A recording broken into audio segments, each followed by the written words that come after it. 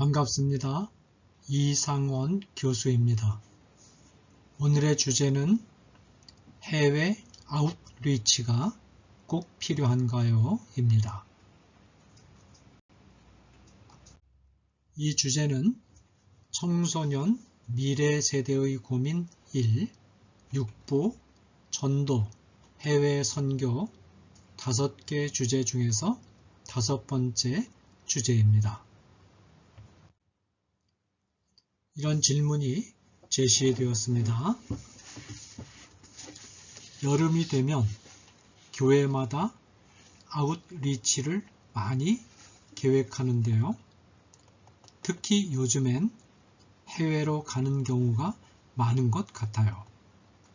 그런데 한국도 아직 다 전도하지 못했는데 왜 꼭 해외 아웃리치를 가야 하는 건지 잘 이해가 되지 않아요. 네, 이 질문에 대한 저희 답변입니다. 결혼한 학생 부부가 유학을 떠나기 전에 저에게 상담 요청을 한 적이 있어요. 그 학생 부부의 고민은 공부하는 일과 아기를 낳아 키우는 일 중에서 어느 쪽을 선택해야 할지 모르겠다는 거예요. 그런 학생 부부를 만날 때마다 저는 늘 이렇게 대답하곤 한답니다. 공부도 열심히 하고 아기도 낳아서 잘 키워라. 많은 사람이 A와 B 둘 다의 문제를 마치 A나 B 둘 중 하나의 문제로 오해하면서 고민하는 경우가 많아요. 우리 친구도 해외 단기 선교에 대해서 그런 고민을 하는군요. 제가 보니 우리 친구의 고민은 2가지 같아요. 하나는 선교의 근본적인 문제이고 다른 하나는 단기간에 잠깐 외국에 가서 하는 선교가 과연 바른 선교인가 하는 문제인 것 같군요.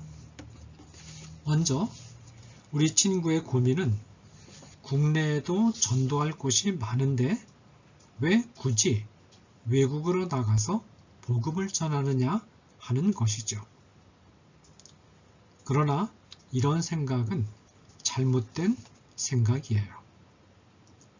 해외 선교와 국내 전도는 둘 중에 어느 하나를 선택해야 하는 A나 B 둘 중 하나의 문제가 아니라 둘 다 동시에 추진해야 하는 A와 B 둘 다의 문제예요.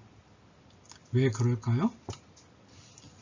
우리는 한 지역에 사는 사람들을 다 전도한 후에 다른 지역으로 선교지를 옮기는 선교 방법은 하나님이 원하시는 선교 방식이 아니라는 사실을 최초의 선교 활동을 기록한 서신인 사도행전에서 분명히 확인할 수 있어요.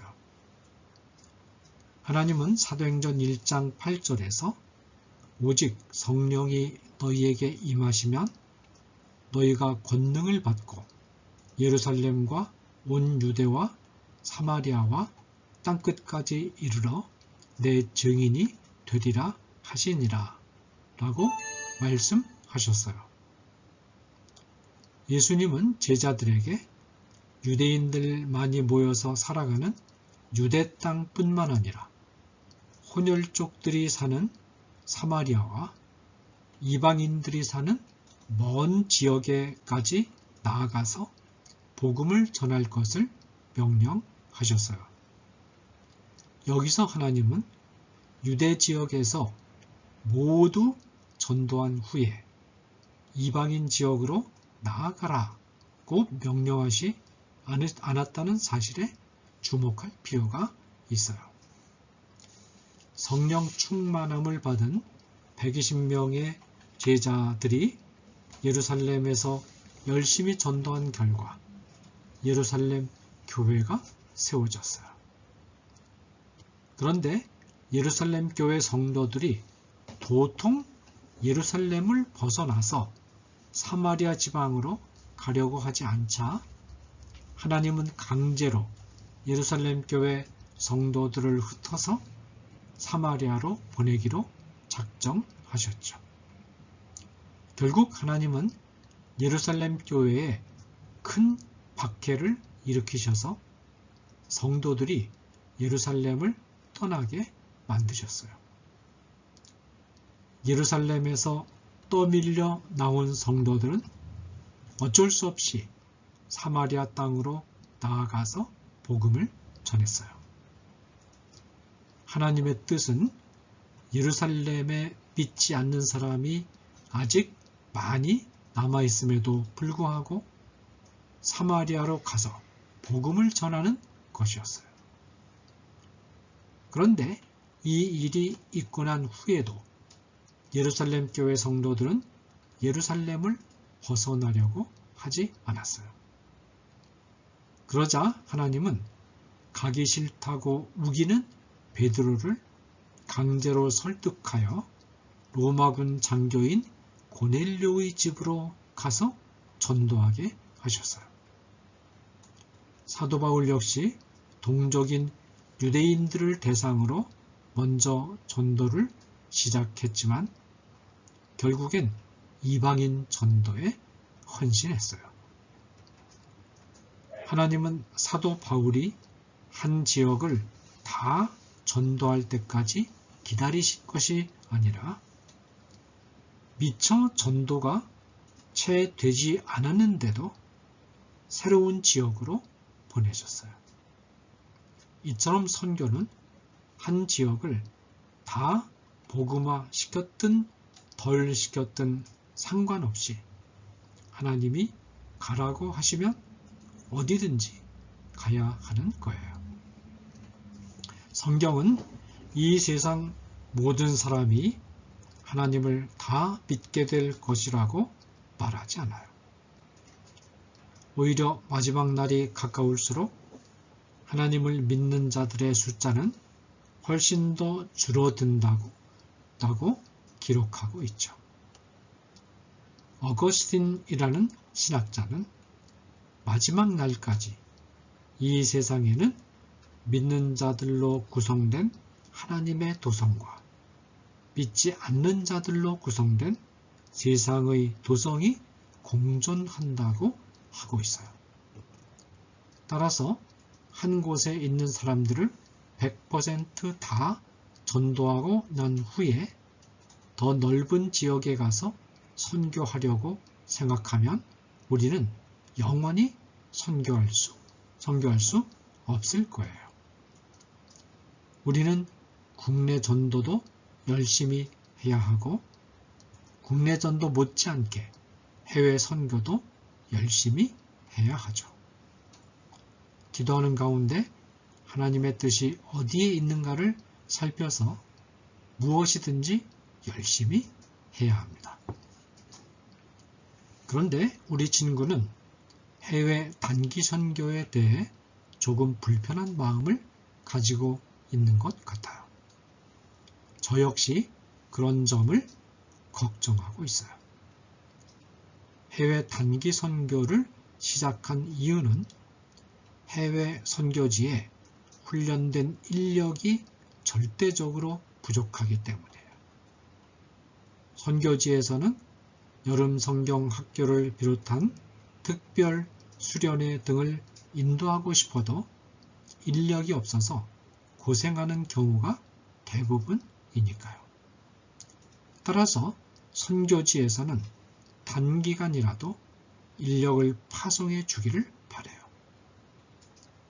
찬양 사역팀 등을 보내면 현지 선교사들이 고마워하고 힘을 얻지요. 또한 한국의 성도들이나 청년들이 선교 현장에 실제로 가서 보고 체험함으로써 선교의 비전을 갖게 되는 것도 매우 중요한 소득이에요. 이처럼 해외 단기 선교는 많은 좋은 점을 가지고 있지만 한편으로는 문제가 있기도 하답니다. 그래서 충분한 기도와 준비를 거쳐서 시행하지 않으면 해외 단기 선교는 선교 사역에 해를 끼칠 수도 있어요. 해외 선교를 제대로 하기 위해 어떤 준비를 해야 하는지 잠깐 정리해 볼까요? 첫째로, 신학에 대한 충분한 교육이 있어야 하고 성경에 대한 지식과 실력을 갖추어야 해요.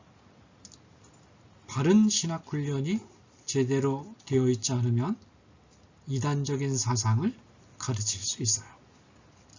특별히 성경을 많이 암송하면 선교 현장에서 언제든지 복음을 자유롭게 전할 수 있어서 좋아요. 둘째로, 현지의 언어와 문화를 익히기 위한 고통스러운 과정을 거쳐야만 해요.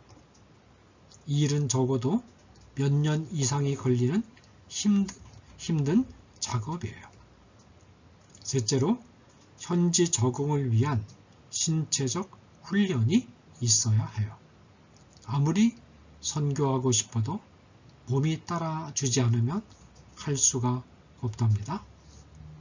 넷째로, 실망과 좌절을 이겨낼 수 있는 마음의 준비를 단단히 해야만 해요. 대부분의 선교지에서는 결코 열매를 쉽게 거둘 수가 없으니까요. 수십 년 동안 사역을 해도 한두 사람의 개종자를 얻기 힘든 것도 있는데 이런 실망스러운 상황을 이겨낼 수 있는 끈기와 담력이 필요해요. 다섯째로, 많은 박해와 심지어 순교까지 각오해야 할 때도 있어요. 현지에서 사역하는 선교사들은 이런 것을 준비하기 위해 아주 오랫동안 훈련받은 분들이에요. 대학을 졸업하고 신학교에서 3년, 별도의 선교훈련학교에서 2년, 현지에서 언어와 현지 적응 훈련을 몇 년 받고 나야 비로소 선교사로 활동할 수 있죠. 이런 훈련을 받아야 현지에 살면서 장기간 힘들고 외로운 사역을 감당해 낼 수 있어요. 그런데 해외 단기 선교는 어떤가요? 해외 단기 선교 참가자는 신학훈련이 제대로 된 사람들이 아니에요. 성경 실력도 제대로 갖추지 않고 참여하는 경우가 대부분이에요. 게다가 현지의 언어와 문화에 대해서도 많이 알지 못해요. 대부분 사람이 휴가 여행을 가는 가벼운 마음으로 해외 선교 사역에 참여하기도 해요. 한마디로 말해서 현지 선교 사역을 할 수 있는 훈련이 매우 부족한 경우가 대부분이죠. 그래서 해외 단기 선교에 참여하는 기독교인들은 아주 겸손하고 조심스럽게 말하고 행동해야 해요. 그렇게 하지 않으면 목숨을 걸고 현지인들을 눈물로 섬기는 선교사들의 사역에 심각한 방해가 되고 현지 선교사들이 어렵게 쌓아 올려놓은 선교사들에 대한 좋은 인상에 흠집을 내어 궁극적으로는 선교의 문을 닫게 만들 수가 있어요. 또 해외 선교 사역에 참여하는 경우는 보통 경제적으로 넉넉한 가운데 프로그램이 진행되는 경우가 많아요. 그럴 경우 짧은 기간 동안 풍요로운 모습이 현지인들과 현지 사역자들의 부러움을 사게 될 수가 있고, 단기 선교를 와서 봉사하던 분들이 훌쩍 떠나버린 뒤에 갖춘 것 없이 사역하는 현지 선교사들의 마음이 이전보다 훨씬 더 어렵게 될 수도 있어요. 그러므로 해외 단기 선교를 추진할 때는 아주 겸손하게 소리 없이 그리고 철저하게 현지 선교사와 현지 지도자들의 지도를 받아가면서 이들이 원하고 요청하는 것을 채워주는 선을 넘지 않도록 주의하고, 특히 놀러왔다가 선심을 쓰고 간다는 인상을 남기지 않도록 주의할 필요가 있어요. 감사합니다.